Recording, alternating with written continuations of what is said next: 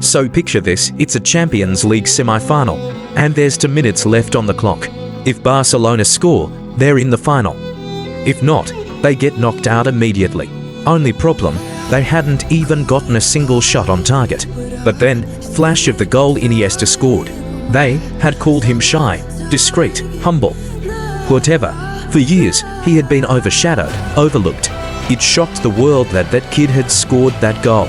The only one who wasn't shocked was Pep Guardiola, because he had seen that exact same thing happen 10 years before.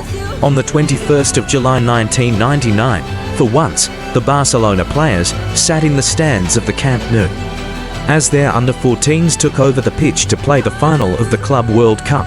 It should have been a moment for the team to sit back and relax for an hour, but by the time the number forgot a touch on the ball, Pep was sitting on the edge of his seat.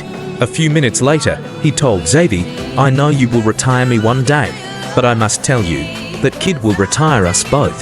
Then, in injury time, with the game tied up, flash of the goal, Iniesta scored.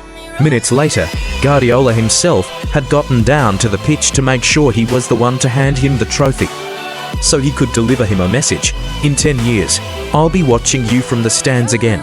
The only thing he got wrong was that instead, he was watching from the bench. Still, it shouldn't come as a shock that the world found it so hard to believe that such a average-looking kid could be the next all-time great. I mean, Iniesta was born in a town that didn't even have a football pitch. There's an actual saying that goes, at Albacete, you take a dump and you leave. And Iniesta isn't even from Albacete, he's from Fuengirola, which is literally 100x smaller. The only reason Iniesta even managed to get into an academy was that his father had had his very own failed football career, never making it past the third time. So, he decided he'd do anything to make sure his son wouldn't have to live with that same regret. He went digging through his phone book, found the number of one of his old managers, Pedro Camacho, the brother of Jose Antonio Camacho, and got him a trial at Albacete. The day he finally got there were 200 kids fighting for a handful of spots, and still, 5 minutes later, they were already telling him to come off the pitch, telling him that they couldn't watch the other kids if none of them were even able to get the ball away from Iniesta. And that never changed. His family members would take turns driving him 40 miles to training 3 times a week, completely convinced that sooner or later his talent would be noticed. And once he turned 12, it happened. The team travelled to Madrid for the biggest tournament in the country, and against all odds, Iniesta carried little. Albacete all the way to the semi-finals, beating Real Madrid in the process and taking the prize for best player in the tournament, a ticket for a theme park in Barcelona, which was oddly convenient since, at that same tournament, they invited him to visit La Masia, which created a bit of a conflict of interest. Believe it or not, Iniesta had already told the reporters that he was Real Madrid through and through, and with the Camacho family involved, everyone was led to believe that he'd end up there, but their scouts kept insisting he was too small, and while they waited around for the kid to grow, Barcelona snatched him up, making him the youngest kid at La Masia. And if, at that point, it was already humiliating that Real had let him escape like that, it became a lot worse when, only about a year after that famous moment with Guardiola, that tiny kid started training with the first team. Then, well, Real Madrid spent 7 years trying to undo that mistake. In fact, that same year, they were almost successful. With the kid having just won the under-16 Euros, his father began negotiating his first contract. But Barcelona had just blown 35 million, making Saviola the most expensive teenager of all time, so they started lowballing everyone else. And it got bad enough that the father told them, clear as day, "We're going to Madrid." Had the president himself, Joan Gaspart, not come down to straighten things up, who knows what could have happened? After all, a year later, once Iniesta doubled down, winning the under-19 Euros as well, Real got so desperate that Iniesta's father claimed that he had to constantly ignore their calls. That, at one point, even Carlos Sainz, the 2-time world rally champion and a massive Madridista, kept calling him up, trying to convince him to bring the kid to Madrid. It didn't work. Instead, the next year, he got his debut And by 2005, no player in the team had made more appearances than him. There was only one big problem: 90% of those appearances were off the bench. It was becoming increasingly clear that Iniesta was seen as the kind of guy that only gets a start when someone else is injured. A second-grade player, and the next season, that only became more frustrating. With Xavi blowing out his ACL, Iniesta completely took over the centre of the pitch. As Barcelona steamrolled their way to the Champions League final, he was right there, playing every single minute and always a cut above the rest. And still, when the team sheet came out, he was on the bench. Even his teammates were shocked. For 45 minutes, he watched Barcelona succumb beneath a 10-man Arsenal. It was only after Ito approached the bench, asking why Iniesta wasn't coming on, that Rijkaard realised his mistake. And with 3 substitutions, he flipped the game on its head. Larsen assisted both, Belletti scored the winner, and yet when Henry was asked about that game, he said, "We all know the story of Larsen and Belletti, but the person who killed us that day was Andres Iniesta." But again, even though his performance was impressive enough that it got him called up to the World Cup despite having never played for the national team before. Once back at Barcelona, he was back in the same old debate, either getting benched, fetching water for the superstars, or getting played out of position while the pundits kept yapping about how two fragile midfielders could never work together. And still, once Real Madrid made their final run for his signing, triggering his release clause, laying 60 million on the table, and handing him a blank cheque, Iniesta said no, despite the fact that, on top of all the struggles I already mentioned, he was one of the worst paid players in the squad. Thankfully, that scare served as a bit of an eye-opener for Barcelona. They renewed his contract. They made him a regular starter. But still, Rijkaard kept playing him on the wing. I mean, in a way, I get it. Every year, Don Balón kept naming him as one of the best players in the league regardless. As they say, if it ain't broke, don't fix it.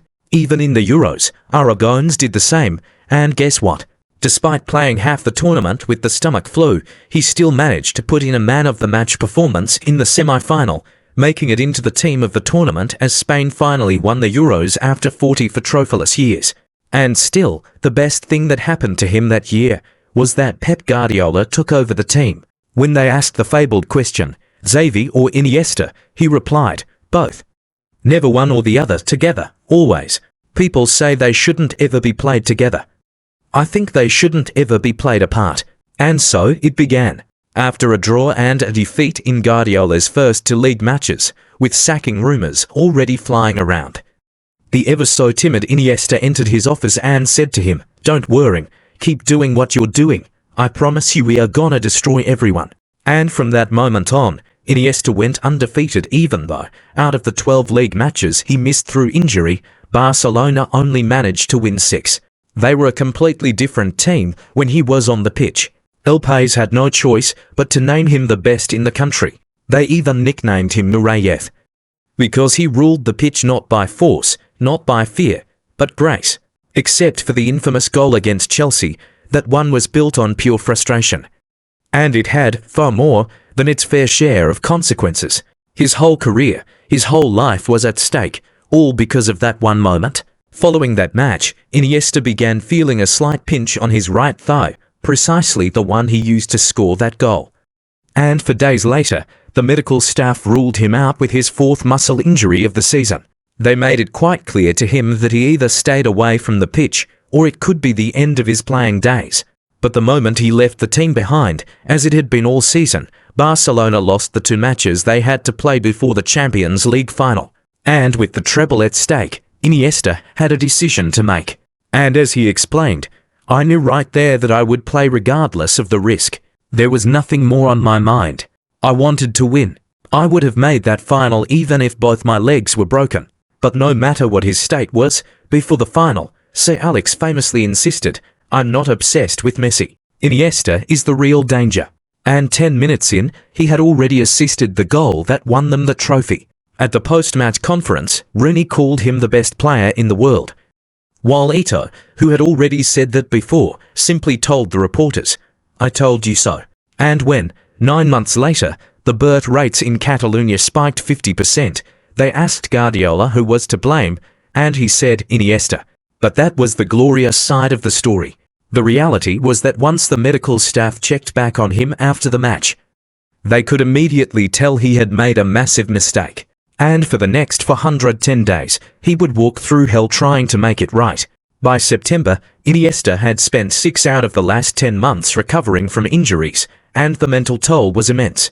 At the time, few knew about his struggles, apart from one report claiming he was spotted crying at the training grounds. 8 years later, Iniesta revealed that during the early stages of recovery, he had fallen into depression, describing it as falling into a pit with no way out. His mother once said, "You know something must be very wrong when your 26-year-old son shows up in the middle of the night asking you to hold him." And yet, fate dealt an even crueler blow. As Iniesta prepared to return from injury, Doni Yark, captain of Espanyol and one of his closest friends, tragically passed away from a heart attack. The two had one goal together at the under-19 Euros, and Yark's death plunged Iniesta even deeper into despair. Reflecting on that time, Iniesta said, "The days following his death were awful. I felt like I was in free fall, like everything had gone dark. I told my family I wasn't sure where I would end up if things kept going at that rate, that I had to find help." Fortunately, Iniesta began to find his way back. Despite injuries haunting him and forcing him to leave training sessions early, by the 2010 World Cup, he was ready. Although he suffered an injury scare during the opening match and missed the second game, Iniesta returned to score the goal that secured Spain's place in the knockouts. 3-1-0 victories later, Spain reached their first ever World Cup final. 3 hours before the final, Iniesta asked a team doctor, "Can you write something on a shirt for me? There's someone I want to dedicate my goal to." And in the 117th minute, Iniesta delivered. He scored the most important goal in Spain's history, securing their first World Cup. In his celebration, he lifted his jersey to reveal the message, "Doni Yark, always with us."